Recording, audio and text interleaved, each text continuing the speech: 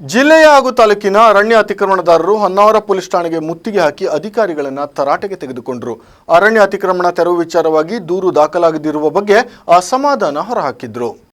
ಹೊನ್ನಾವರದಲ್ಲಿ ಅರಣ್ಯವಾಸಿಗಳ ಸಮಸ್ಯೆಗಳ ಕುರಿತು ಹೊನ್ನಾವರದಲ್ಲಿ ಸಂಘಟಿಸಿದ ಜಿಲ್ಲಾ ಮಟ್ಟದ ಅರಣ್ಯವಾಸಿಗಳ ಸ್ಪಂದನ ಕಾರ್ಯಕ್ರಮದಲ್ಲಿ ನೂರಾರು ಸಂಖ್ಯೆಯಲ್ಲಿ ಅರಣ್ಯವಾಸಿಗಳು ತಮ್ಮ ಬೇಡಿಕೆ ಈಡೇರಿಕೆಗಾಗಿ ಆಗ್ರಹಿಸಿದರು. ಅರಣ್ಯ ಅತಿಕ್ರಮಣದಾರರ ಹೋರಾಟ ವೇದಿಕೆ ಅಧ್ಯಕ್ಷ ರವೀಂದ್ರ ನಾಯ್ಕ್ ನೇತೃತ್ವದಲ್ಲಿ ಜಿಲ್ಲೆಯ ಹಾಗೂ ತಾಲೂಕಿನ ನೂರಾರು ಸಂಖ್ಯೆ ಅರಣ್ಯ ಅತಿಕ್ರಮಣದಾರರು ಮೊದಲು ಹೊನ್ನಾವರ ಪೊಲೀಸ್ ಠಾಣೆಗೆ ಮುತ್ತಿಗೆ ಹಾಕಿ ಅಧಿಕಾರಿಗಳನ್ನ ತರಾಟೆಗೆ ತೆಗೆದುಕೊಂಡರು. ತಾಲೂಕಿನ ಚಿಕ್ಕನಗೋಡು ಗ್ರಾಮ ಪಂಚಾಯತ್ ವ್ಯಾಪ್ತಿಯವ ಕೆಂಚಗಾರದಲ್ಲಿನ ಅರಣ್ಯ ಅತಿಕ್ರಮಣ ತೆರವು ವಿಚಾರವಾಗಿ ಆರ್ಎಫ್ಒ ಮೇಲೆ ಪ್ರಕರಣ ದಾಖಲಾಗದಿರುವ ಕುರಿತು ಪಿಐ ವಸಂತ್ ಆಚಾರ್ಯವರೊಂದಿಗೆ ಚರ್ಚಿಸಿ ದೂರು ದಾಖಲಾಗದಿರುವ ಬಗ್ಗೆ ಅಸಮಾಧಾನ ಹೊರಹಾಕಿದ್ರು.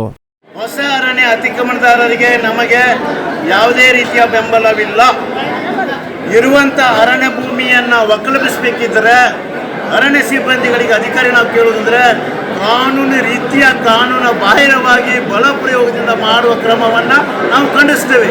ನಾವು ಉಲ್ಲೇಖಿಸಿರುವಂಥ ರಾಜು ತಿಪ್ಪಯ್ಯ ನಾಯ್ಕನ ಪ್ರಕರಣದಲ್ಲಿ ಅರಣ್ಯ ಸಿಬ್ಬಂದಿಗಳು ಕೊಟ್ಟಿರುವಂಥ ಹೇಳಿಕೆಯಲ್ಲಿ ಬೋಗಸ್ GPS ಅಂತಾಗಿರ್ಬೋದು, ಅಥವಾ ಆತನ ಅತಿಕ್ರಮಣವೇ ಇಲ್ಲ ಅಂತ ಹೇಳಿರ್ಬೋದು, ಅಥವಾ ಆತ ಅತಿಕ್ರಮದ ಹೊರಗಿದ್ದಾನಂತ ಹೊಸ ಅತಿಕ್ರಮಣ ಮಾಡಲಿಕ್ಕೆ ಪ್ರಯತ್ನ ಆಗುವಂಥ ಏನಾದರೂ ಹೇಳಿಕೆ ಕೊಟ್ಟದಿದ್ದರೆ ನಮ್ಮ ಸತ್ಯ ಶೋಧನ ಸಮಿತಿಯು ಪರಿಶೀಲನೆ ಮಾಡಿದಂಥ ಸಂದರ್ಭದಲ್ಲಿ ಕಂಡು ಬಂದಿರುವುದಂದರೆ 8 ವರ್ಷಕ್ಕಿಂತ ಹಿರಿಯದಾದ ಒಂದು ತೆಂಗಿನ ಮರವನ್ನು ಬುಡವಾಗಿ ಕಡಿದು ಅದನ್ನು ನಾಶಪಡಿಸಿ ಅದನ್ನು ನಾಪತ್ತೆ ಮಾಡಿದ್ದಾರೆ. ಅಂದರೆ ಇದ್ರ ಹಿಂದಿರುವಂಥ ದುರುದ್ದೇಶ ಸ್ಪಷ್ಟವಾಗ್ತಾ ಇದೆ. ನನ್ನ ಅರಣ್ಯ ಇಲಾಖೆಗೆ ನನ್ನ ಸ್ಪಷ್ಟೀಕರಣ ಕೇಳುವುದೇನಂತ ಹೇಳಿದ್ರೆ 8 ವರ್ಷದ ಹಿಂದಿನ ಅಳಿಕೆ ಇರ್ಬೋದು, 15 ವರ್ಷ ಇರ್ಬೋದು, ಒಬ್ಬ ಅರಣ್ಯವಾಸಿ ಆ ಜಾಗದಲ್ಲಿ ಕೂತು ಸಾಗುವಳಿ ಮಾಡ್ತಾ ಇದ್ದ ಅಂತ ಹೇಳಿದ್ರೆ 8 ವರ್ಷದಿಂದ 10 ವರ್ಷದವರೆಗೆ ಈ ಅರಣ್ಯ ಸಿಬ್ಬಂದಿಗಳು ಏನು ಕ್ರಮ ತಗೊಳ್ತಾ ಇದ್ರು? ಇವರೇನು ಕತ್ತೆ ಕಾಯ್ತಾ ಇದ್ರು? ಹಾಗೇನಾದ್ರು ಹೊಸ ಅತಿಕ್ರಮ ಆಗಿದ್ರೆ ಹೊಸ ಮರ ಕಂಡಿರ್ತಿದ್ರೆ ಕ್ರಮ ತಗೊಳ್ಬೇಕಿತ್ತು. ಕೆಲಕಾಲ ಚರ್ಚೆ ನಂತರ ಸಮರ್ಪಕ ಉತ್ತರ ಸಿಗದ ಕಾರಣ ನಂತರ ಅಲ್ಲಿಂದ ತಹಶೀಲ್ದಾರ್ ಕಾರ್ಯಾಲಯಕ್ಕೆ ಮುತ್ತಿಗೆ ಹಾಕಿದ್ರು. ಈ ವೇಳೆ ರವೀಂದ್ರ ನಾಯ್ಕ್ ನೇತೃತ್ವದಲ್ಲಿ ಅರಣ್ಯವಾಸಿಗಳು ತಹಶೀಲ್ದಾರ್ ಪ್ರವೀಣ್ ಕರಾಂಡಿಯೊಂದಿಗೆ ಚರ್ಚಿಸಿದ್ರು. ಅರಣ್ಯವಾಸಿಗಳಲ್ಲಿ ಉಂಟಾಗಿರುವ ಆತಂಕದ ಬಗ್ಗೆ ರವೀಂದ್ರ ನಾಯ್ಕ್ ಮಾತನಾಡಿದ್ರು. ಅರಣ್ಯ ಅತಿಕ್ರಮಣ ವಿಚಾರದಲ್ಲಿ ಅರಣ್ಯ ಅಧಿಕಾರಿಗಳು ತೋರುತ್ತಿರುವ ವರ್ತನೆ ಖಂಡನೀಯ. ಏಕಾಏಕಿ ಕೃಷಿ ಜಮೀನು ತೆರವುಗೊಳಿಸುವುದರಿಂದ ಅರಣ್ಯವಾಸಿ ಸಂಕಷ್ಟಕ್ಕೆ ಸಿಲುಕುತ್ತಿದ್ದಾರೆ ಎಂದು ಸಮಸ್ಯೆ ಬಗ್ಗೆ ಮಾಹಿತಿ ನೀಡಿದ್ರು. ಇದಕ್ಕೆ ಉತ್ತರಿಸಿದ ತಹಶೀಲ್ದಾರ್ ಪ್ರವೀಣ್ ಕರಾಂಡೆ ಮೌಖಿಕವಾಗಿ ಚರ್ಚೆ ನಡೆಸಿ ಕಾನೂನುಬದ್ಧವಾಗಿ ಆಗಬೇಕಿದೆ. ಯಾರಿಗೂ ಅನ್ಯಾಯವಾಗುವುದಿಲ್ಲ. ಇನ್ನು ಮುಂದೆ ಅರಣ್ಯವಾಸಿಗಳಿಗೆ ಯಾವುದೇ ತೊಂದರೆ ಆಗದಂತೆ ಕ್ರಮ ವಹಿಸಲಾಗುವುದು ಎಂದು ಭರವಸೆ ನೀಡಿದ್ರು.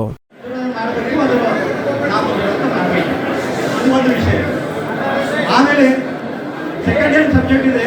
ಇದರಲ್ಲಿ ಅತಿಕ್ರಮಣ ಆಗಿದೆ ಅಂತ ಅತಿಕ್ರಮವನ್ನು ತೆರವುಗೊಳಿಸಬೇಕು. ಅದು ಕಾನೂನುಬದ್ಧವಾಗಿ ಆಗಿರುವುದು ಇಲ್ಲ ಅಂತ ಹೇಳಿ ತಮ್ಮದು ಒಂದು ಕಂಪ್ಲೇಂಟ್ಸ್ ಇದೆ. ಅದರ ಬಗ್ಗೆ ಸಹ ಜಿಲ್ಲಾಧಿಕಾರಿಯವರು ತನಿಖೆ ಮಾಡಿ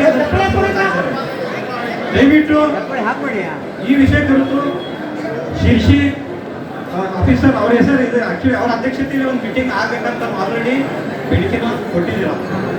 ಆದರೆ ಇವತ್ತು ಅವರು ಕೋರ್ಟ್ಗೆ ಹೋಗಿದ್ದಾರೆ. ಅದರಿಂದ ಆ ಮೀಟಿಂಗ್ ಆಗಲಿಲ್ಲ. ದಯವಿಟ್ಟು ಇಷ್ಟೆಲ್ಲ ಜನ ಸೇರಿದ್ದಕ್ಕೆ ಇನ್ನೊಂದ್ಸಲ ಮೀಟಿಂಗ್ ಮಾಡಿ ನಿಮ್ಮ ಸಮಸ್ಯೆ ಬಗ್ಗೆ ಚರ್ಚೆ ಮಾಡಬೇಕಾಗಿದೆ. ಅಷ್ಟೇ ನಿಮಗೆ ಮಾಡಿದೆ. ಅದಕ್ಕೆ ಯಾವುದೇ ರೀತಿ ಒಂದು ಕಾನೂನುಬದ್ಧವಾಗಿ ಕ್ರಮ ಆಗಬೇಕಾಗಿದೆ. ಆಮೇಲೆ ಯಾರಿಗೆ ಅರಣ್ಯ ನಿವಾಸಿ ಮೇಲೆ ಯಾವುದೇ ತರಹದ ಸಮಸ್ಯೆ ಅನ್ಯಾಯ ಆಗಬಾರದು ಅನ್ನೋ ಉದ್ದೇಶ ಈ ಸಮಿತಿ. ಖಂಡಿತವಾಗಿ ನಾನು ಅದರ ತಹಶೀಲ್ದಾರ್ ನಾನು ನಿಮಗೆ ಹೇಳ್ತಾ ಇದ್ದೇನೆ, ಈ ಹೊನ್ನಾವರ ತಾಲೂಕಿನಲ್ಲಿ ಈ ವಿಷಯದ ಬಗ್ಗೆ ಏನೋ ಇನ್ನು ಮುಂದೆ ಸಮಸ್ಯೆ ಆಗ ಸಹ. ನಂತರ ಡಿಎಫ್ಒ ಯೋಗೀಶ್ ಸಿಕೆ ಸ್ಥಳಕ್ಕೆ ಭೇಟಿ ನೀಡಿದ್ರು. ಈ ವೇಳೆ ಅರಣ್ಯವಾಸಿಗಳು ತಮಗೆ ನ್ಯಾಯ ಕೊಡಿಸಿ ಎಂದು ಆಗ್ರಹಿಸಿದ್ರು. ಈ ಎಲ್ಲ ಬೆಳವಣಿಗೆ ಕುರಿತಂತೆ ಸಿಎಫ್ಒ ಅವರಿಗೆ ಮಾಹಿತಿ ನೀಡುತ್ತೇವೆ, ಮೇಲಾಧಿಕಾರಿಗಳೊಂದಿಗೆ ಚರ್ಚಿಸುತ್ತೇವೆ ಎಂದರು. ಇದಕ್ಕೆ ಅರಣ್ಯವಾಸಿಗಳು ಗರಂ ಆಗಿ ಈಗಲೇ ಕರೆಯಿಸಿ ಮಾತನಾಡಿ ಎಂದು ಆಕ್ರೋಶ ವ್ಯಕ್ತಪಡಿಸಿದ್ರು. ಕೆಲಕಾಲ ಗದ್ದಲ ಮುಂದುವರೆಯಿತು. ಕೊನೆಯಲ್ಲಿ ಡಿವೈಎಸ್ಪಿ ಗಣೇಶ್ ಕೆಆರ್ ಭೇಟಿ ನೀಡಿದ್ರು. ಚರ್ಚೆ ಸಂದರ್ಭದಲ್ಲಿ ಅರಣ್ಯ ಹಕ್ಕು ಕಾಯ್ದೆ ಅಡಿಯಲ್ಲಿ ಅರ್ಜಿ ಸಲ್ಲಿಸಿದ ಅರಣ್ಯವಾಸಿಗಳು ಸಾಗುವಳಿ ಕ್ಷೇತ್ರ ಕ್ಷೇತ್ರವನ್ನು ಯಥಾಸ್ಥಿತಿಯಲ್ಲಿ ಕಾಯ್ದುಕೊಳ್ಳಬೇಕೆಂಬ ಇತ್ತೀಚೆಗೆ ಅರಣ್ಯಾಧಿಕಾರಿಗಳ ಪತ್ರಕ್ಕೆ ಅರಣ್ಯವಾಸಿಗಳು ತೀವ್ರತರದ ವಿರೋಧ ವ್ಯಕ್ತಪಡಿಸಿ ತೀವ್ರ ಆಕ್ಷೇಪ ವ್ಯಕ್ತಪಡಿಸಿದ್ರು. ಪದೇ ಪದೇ ಅರಣ್ಯವಾಸಿಗಳ ಮೇಲೆ ಅರಣ್ಯ ಸಿಬ್ಬಂದಿಗಳಿಂದ ತೀವ್ರತರದ ದೌರ್ಜನ್ಯ ಕಿರುಕುಳ ನೀಡುತ್ತಿರುವ ಅರಣ್ಯ ಅಧಿಕಾರಿಗಳ ಮೇಲೆ ಕಾನೂನು ಕ್ರಮ ಜರುಗಿಸುವಂತೆ ಅರಣ್ಯವಾಸಿಗಳು ಬಿಗಿಪಟ್ಟು ಹಿಡಿದು ತೀವ್ರತರದ ಆಕ್ರೋಶವನ್ನ ವ್ಯಕ್ತಪಡಿಸಿದ್ರು. ಭೂಕಬಳಿಕೆ ನಿಷೇಧ ಕಾಯ್ದೆಯಡಿಯಲ್ಲಿ ಅರಣ್ಯವಾಸಿಗಳ ಮೇಲೆ ವಿಶೇಷ ನ್ಯಾಯಾಲಯದಲ್ಲಿ ಕ್ರಿಮಿನಲ್ ಪ್ರಕರಣ ದಾಖಲಿಸಿರುವುದು ಹಾಗೂ ಪ್ರಕರಣದ ಶಿಕ್ಷೆಗೆ 3 ವರ್ಷ ಜೈಲು ಶಿಕ್ಷೆ ಮತ್ತು 25,000 ರೂಪಾಯಿ ದಂಡ ಕುರಿತು ಜೊತೆಯಲ್ಲಿ ತೀವ್ರತರದ ಚರ್ಚೆಗಳಾಗಿ ಇಂತಹ ಪ್ರಕರಣ ದಾಖಲಿಸುವುದನ್ನ ಕೈಬಿಡಬೇಕೆಂದು ಸಭೆಯಲ್ಲಿ ಅಧಿಕಾರಿಗಳಿಗೆ ಆಗ್ರಹಿಸಿದ್ರು. ವಿಸ್ಮಯ ನ್ಯೂಸ್, ವಿವೇಕ್ ಶೇಟ್, ಹೊನ್ನಾವರ.